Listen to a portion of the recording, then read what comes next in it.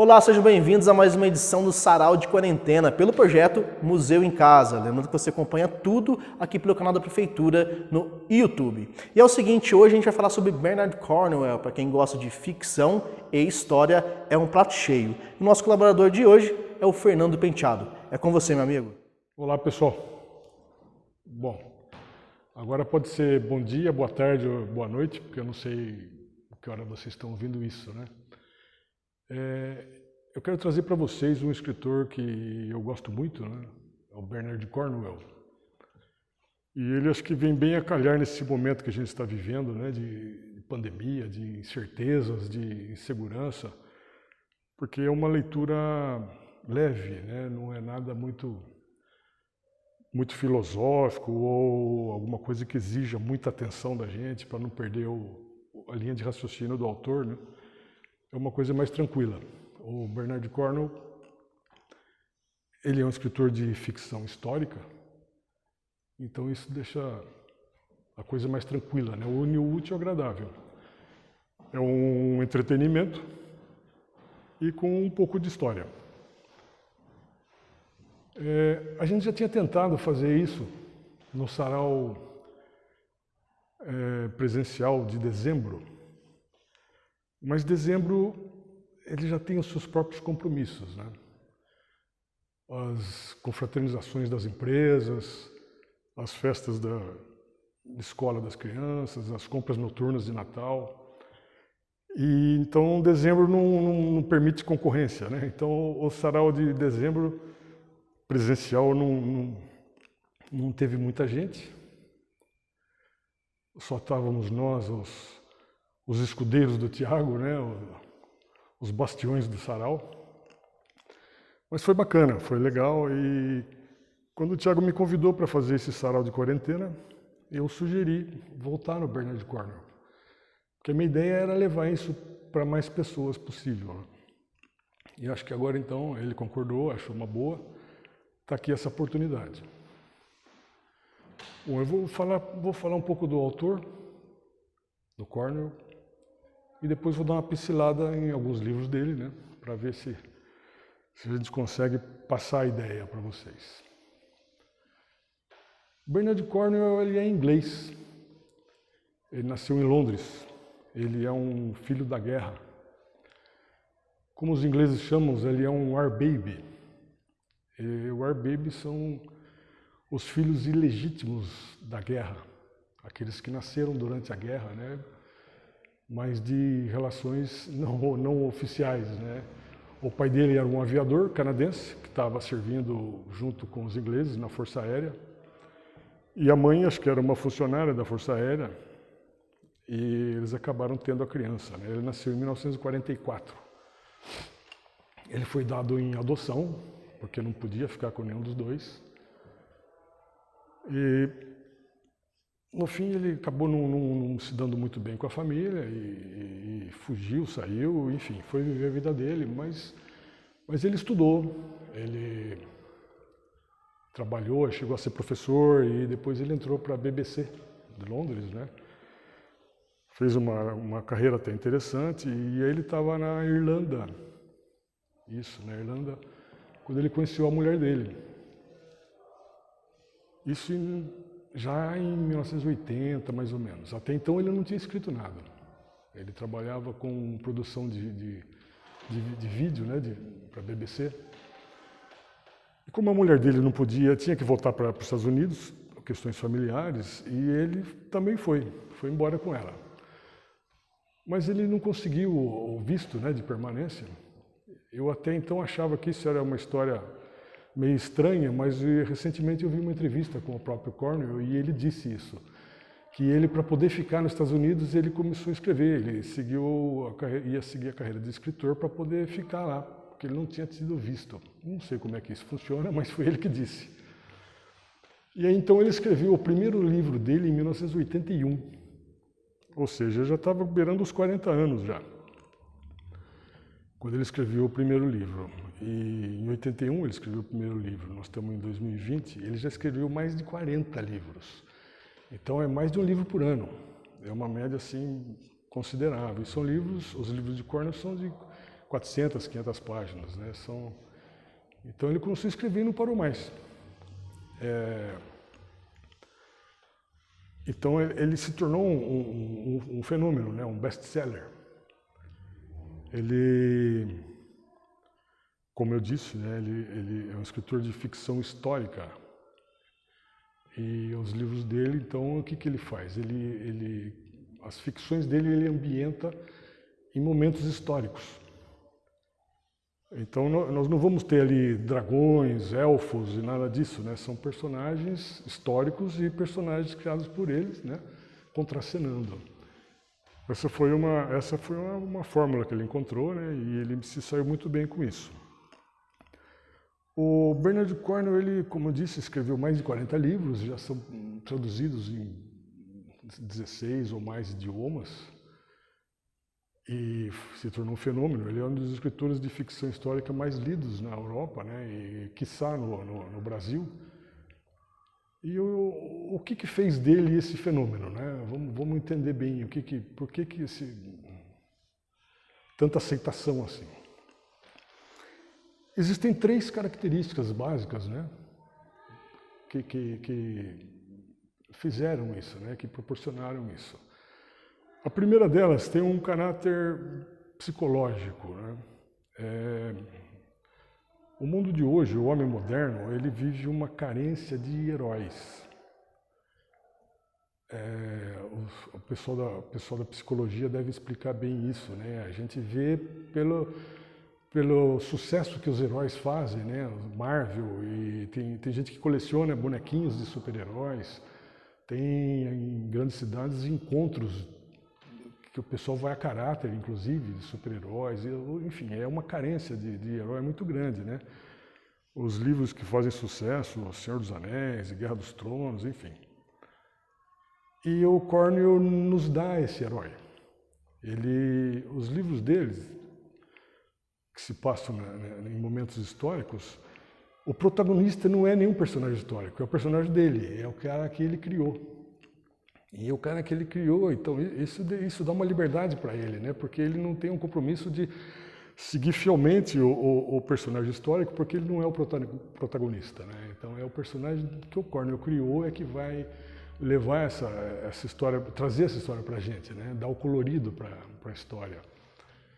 E esses heróis, né, digamos assim, esses personagens, eles são pessoas normais, comuns, né? Muitos saíram do nada, ou uns foram escravos, né?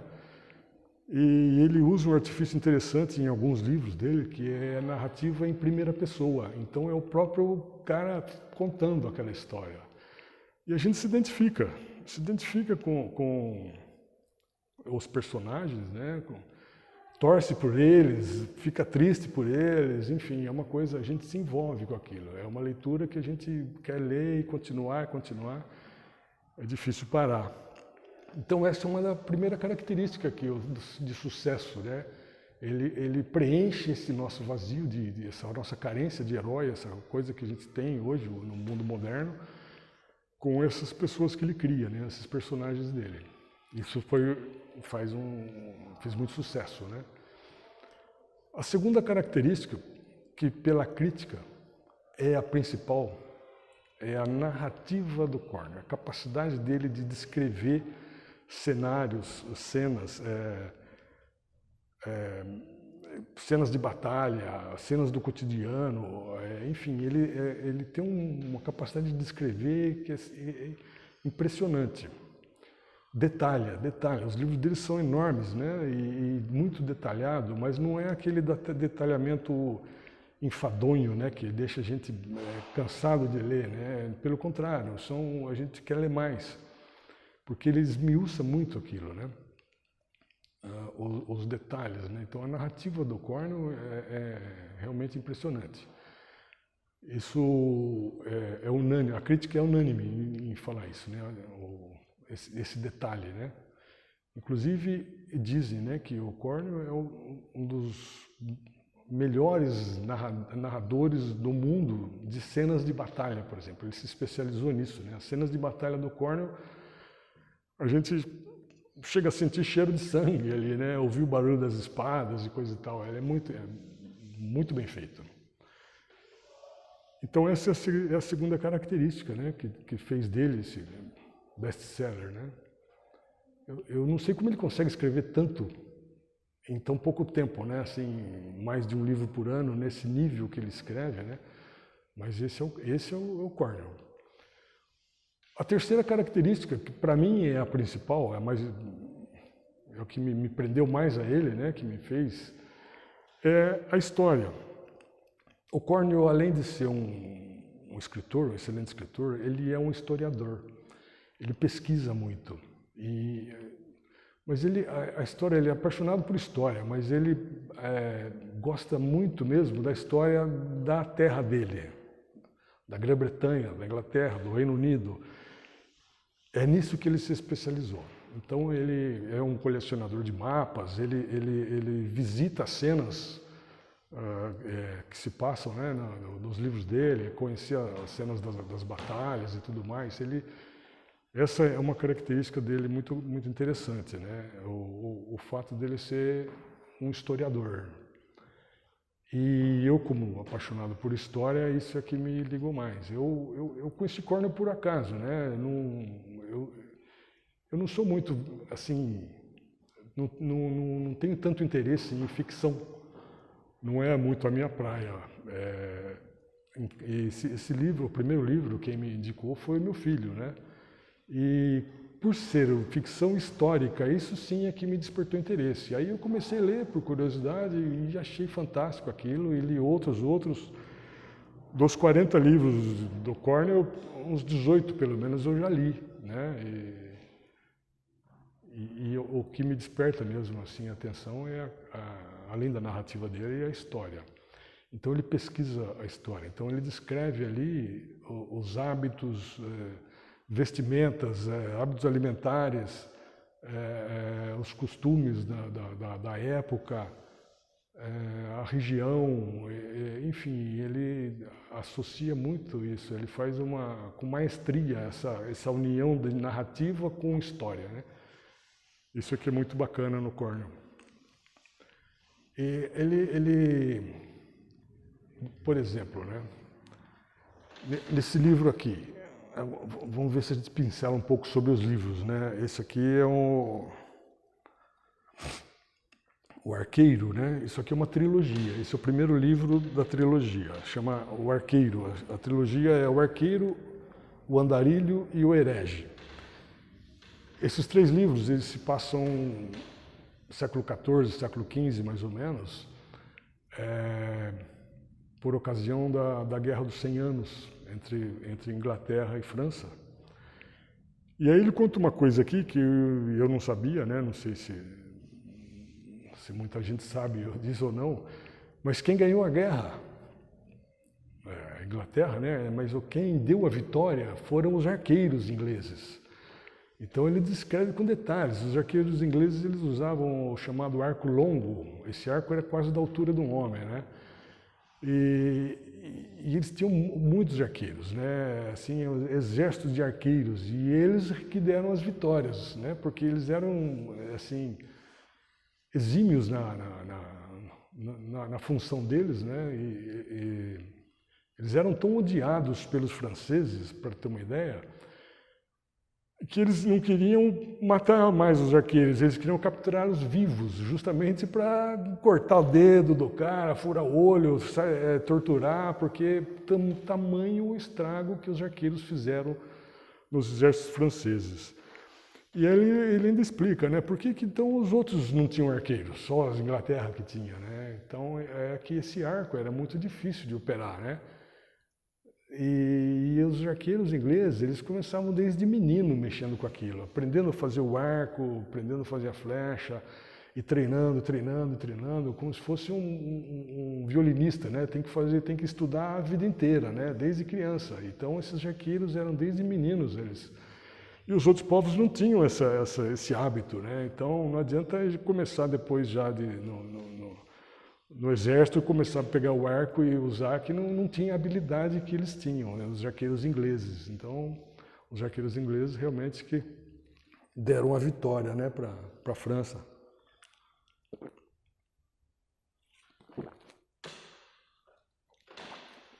E ele pesquisou muito, né? Então ele descreve, inclusive, como era feito o arco, que madeira que era utilizada, como era tratada para se fazer o arco.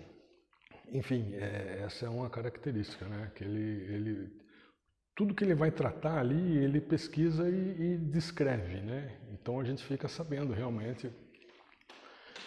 Então nesse livro, nessa trilogia, né? Ele chama a trilogia A Busca do Graal. Então o que ele faz? Ele pega um episódio da Guerra dos 100 Anos, coloca, né, os personagens dele, né, criado por ele, contracenando com outros que existem ali, que tiveram ali na história realmente, né, nessas guerras, né. E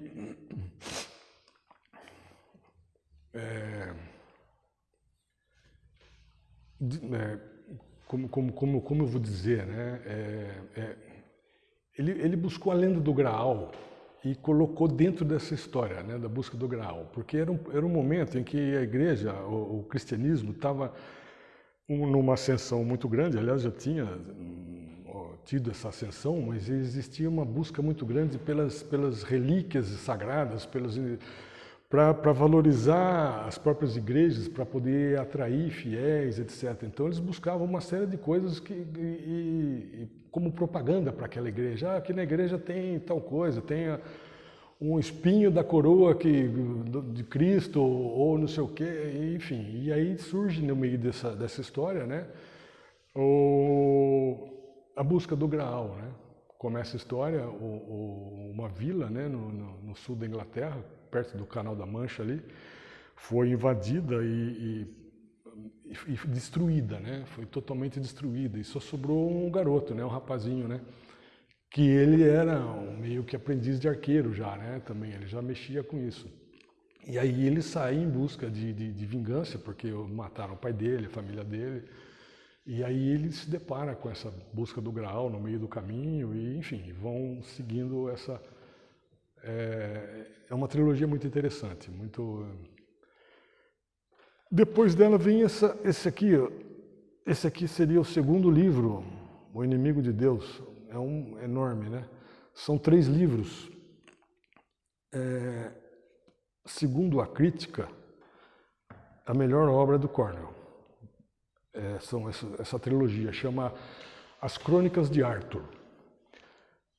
O que o Cornell faz aí? Ele pega a lenda arturiana, né, de Arthur, e ele cria o Arthur dele, o Merlin dele, né, enfim. Aliás, dizem que o Merlin dele é o melhor Merlin que já apareceu, né, que já fizeram, né. E ele coloca isso numa época na Inglaterra, né, onde ainda viviam os bretões. Roma, que já tinha ido até metade da Inglaterra, mais ou menos, 2/3 da Inglaterra, Roma já tinha conquistado, mas estava muito longe. Roma se retirou, saiu da Inglaterra, né? Roma tinha uma característica interessante, ela cuidava daquilo que ela tinha conquistado, né? O cidadão daquela região passava a ser cidadão romano, né? Então a Roma não ia lá para destruir nada, ela cuidava daquilo. Mas estava muito longe e Roma saiu da Inglaterra. Então aquela proteção que os bretões tinham dos romanos deixaram de ter. E nessa época os saxões começaram a invadir a Inglaterra. Então o Arthur seria um dos poucos ali que teriam a capacidade, porque ele era um guerreiro fenomenal, né? E era um dos poucos que tinha a capacidade de unir o povo bretão, porque ele era muito esparramado, muitas aldeias e tribos e pequenos reinos, né, para unir aquele povo contra os saxões. E então ele coloca o Arthur nessa ocasião, nessa época, né. Mas não teve jeito, né? Os saxões tomaram conta e empurraram os bretões para a costa ocidental da Inglaterra, né? E ficaram no cantinho lá, na Cornualha, País de Gales, enfim, Ilha de Man, né? E os saxões tomaram conta da Inglaterra. Agora essa trilogia, ela é narrada em primeira pessoa, é narrada o cara já tinha sido escravo, tinha sido adotado quando pequeno ainda pelo Merlin, e ele cresceu, virou guerreiro e conheceu o Arthur, foi guerreiro do Arthur, foi amigo do Arthur, né? E enfim, ele vai e no fim ele começa a narrar isso já depois de velho. Toda aquela história acabou, os bretões perderam espaço para os saxões, enfim, e esse, o Derville, né, o nome dele, ele começa a narrar toda essa história, então ele é o protagonista dessa história, né? Então é uma história muito interessante. E uma outra coisa que o Cornell explora bastante ali, que é muito, muito legal, é o conflito das religiões, né? Porque na Bretanha, então, era o druidismo, né? Ali eram os druidas, né? Aqueles deuses, né? Dos druidas, né? Cernunos, enfim. E aí, com os romanos, né, veio o cristianismo. Depois Roma foi embora, mas o cristianismo ficou ali. Então existe uma disputa muito grande ali de espaço, né, entre o cristianismo que estava em ascensão e o druidismo que estava perdendo espaço, né? Então mostra o Merlin tentando a todo custo preservar a religião dele, né? Enfim. É uma coisa bacana que ele trabalha isso aí, né? Bom, tem depois das Crônicas de Arthur, vem a que eu mais gosto, né? Que é as Crônicas Saxônicas. Aqui já tem 10 livros ou 11, alguma coisa assim, acho que pelo menos 10 livros já existem, né? Das Crônicas Saxônicas. As Crônicas Saxônicas, o que eu gosto muito dela é justamente história, né? Ele se passa num momento, século IX, mais ou menos, né? A do Arthur já é século V, né? Aqui já é século IX. Nesse período, os saxões já tinham tomado conta da Inglaterra, né? Já tinham dividido a Inglaterra em 4 reinos, Wessex, Anglia Oriental, Mércia e Nortúmbria.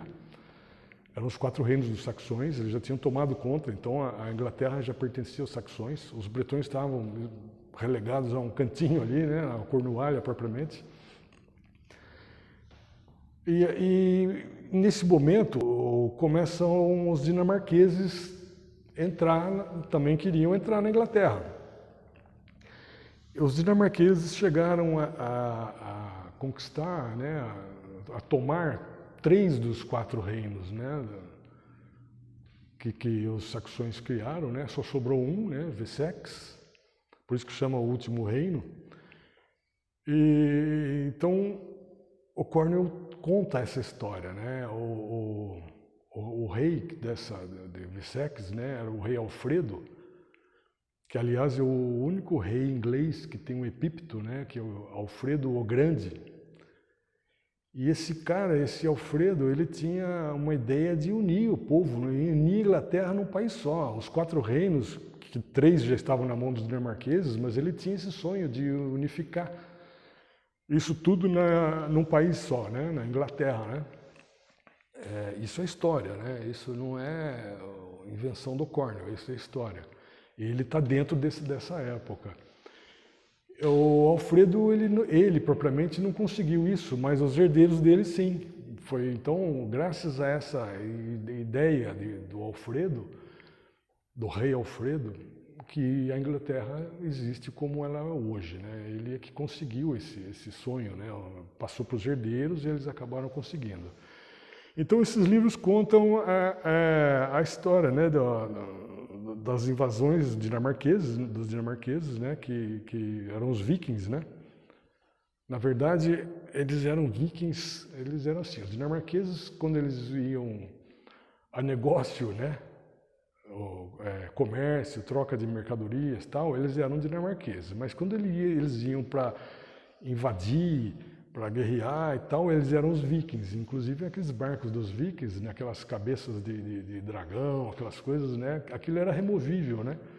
Eu não sabia, o Cornell que falou, né, que Quando eles estavam em paz ou navegando nas terras deles, eles tiravam aquela, porque aquelas cabeças eram para espantar os maus espíritos, né? Alguma coisa assim. Então ele ou para mostrar alguma agressividade, alguma coisa assim, então eles punham aquelas cabeças, né? Então aí eles eram os vikings.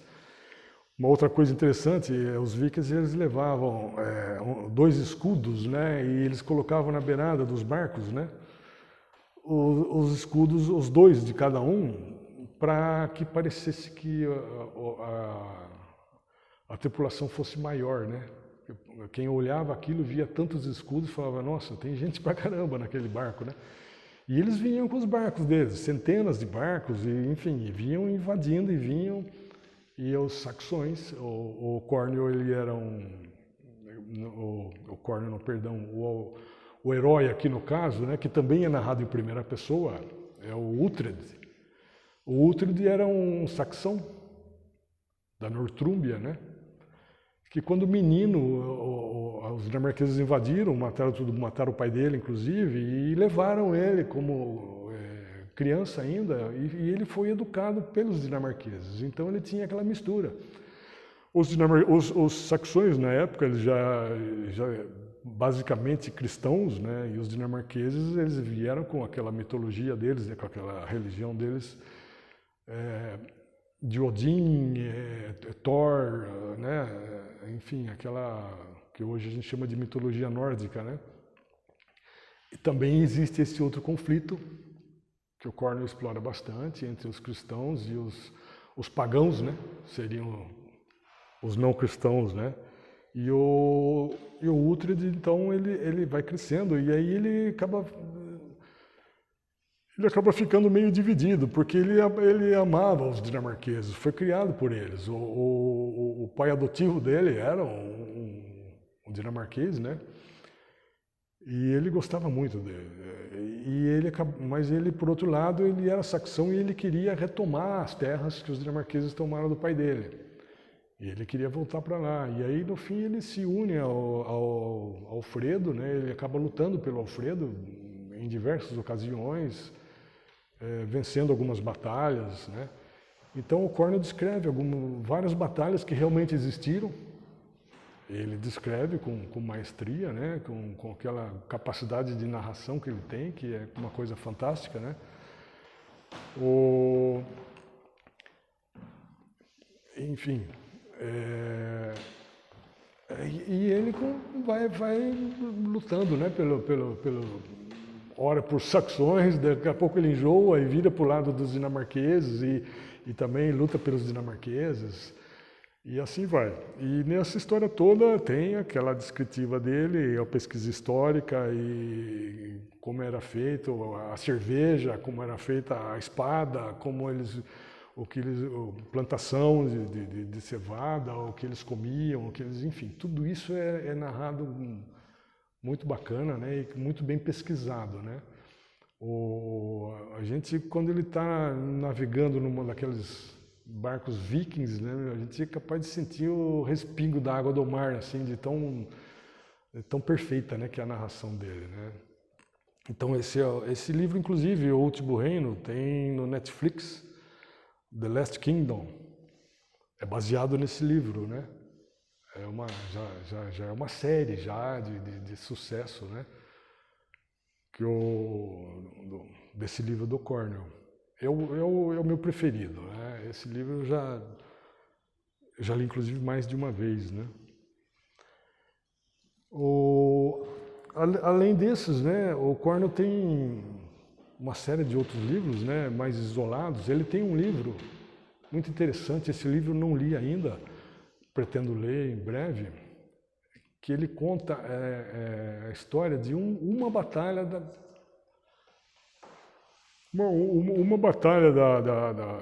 da Guerra dos 100 Anos, né?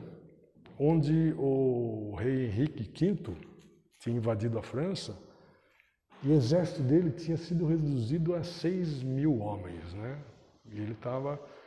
E ele se depara com o exército francês com 30.000 homens.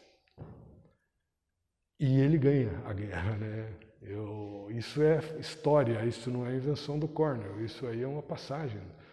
O nome do livro, se não me engano, é Azincourt, alguma coisa assim, que é o nome da região onde esses exércitos se encontraram, né? E os arqueiros ingleses têm um papel fundamental nessa vitória, né? Então é uma coisa que 6.000 homens contra 30.000, né? E o Cornwell então dedica um livro inteirinho só para essa batalha, né? Esse livro eu ainda vou ver ainda. E ele tem outros, assim, por exemplo, Stonehenge. Aí já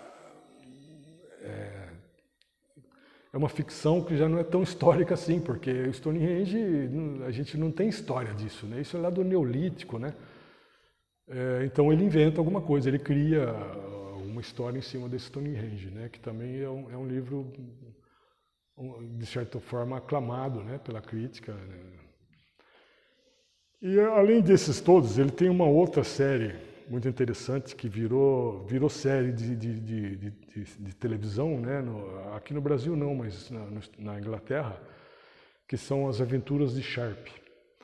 As Aventuras de Sharpe, ele conta assim, aliás, o primeiro livro que ele escreveu, em 1981, depois que ele teve que começar a escrever para poder morar com a esposa nos Estados Unidos, esse foi o primeiro livro, 1981. As Aventuras de Sharpe, já está em 20 livros mais ou menos, mas diferente das crônicas e das trilogias, não é necessário ler em sequência, e ele nem escreveu em sequência, né? Esses livros, eles começam e terminam uma história só, você pode ler um aqui, outro ali, que não tem necessidade de ter uma sequência, né? Esses outros sim, Crônicas Saxônicas, as Crônicas de Arthur, Em Busca do Graal, isso tem uma sequência, mas as Crônicas de Sharpe não. O Sharpe era quem ele era? Era um rapaz que entrou para o exército inglês, né? Muito novo ainda na época em que começa lá na Índia, quando era colônia, né, da Inglaterra, e ele vai tendo uma ascensão nesse exército, vai galgando degraus, né? E aí ele chega, inclusive, até as guerras napoleônicas, né? O Cornwell dá muito ênfase ao Duque de Wellington, que é um dos personagens históricos preferidos do Cornwell, né? E ele descreve muito bem o próprio Napoleão e aí as guerras napoleônicas. Ele descreve assim com muita fidelidade, né? Esses episódios, e colocando o Sharpe no meio, né? Como um soldado participando de todas essas batalhas. Enfim, tem outros também, já na independência dos Estados Unidos teve algumas batalhas navais, e ele tem livros também que tratam disso, né? É muita coisa. O Cornwell é isso, é um entretenimento, é uma leitura tranquila, mas o problema é que a capacidade de descrição, de escrever dele, de narrativa do Cornwell, né? Se a gente vai ler em pequenos horários de folga, a gente corre o risco de perder hora no próximo compromisso porque não quer mais parar de ler, né? A gente quer continuar por causa justamente dessa forma dele escrever, né? Prende a nossa atenção. Enfim, eu acho que é uma leitura que vale muito a pena, é interessante. Acho que o Cornwell tem uma outra característica também que eu costumo dizer, que quem gosta de Cornwell é apaixonado por Cornwell. Ele gosta muito. Eu não conheço ninguém ainda que não goste de Cornwell, mas deve ter, quem não goste, né, do gênero, enfim. Mas eu sei que quem gosta demais, né? Eu já assisti vários comentários, né, sobre ele, sobre os livros dele. Todo mundo é unânime em aplaudir a capacidade de narração, né, a narrativa do Cornwell e a história. Enfim, acho que é isso. Vale muito a pena. Cornwell é um cara que eu conheci por acaso e gostei, e já reli vários livros dele. Acho que é isso que eu queria passar para vocês. Muito obrigado pela atenção. Até uma próxima ocasião.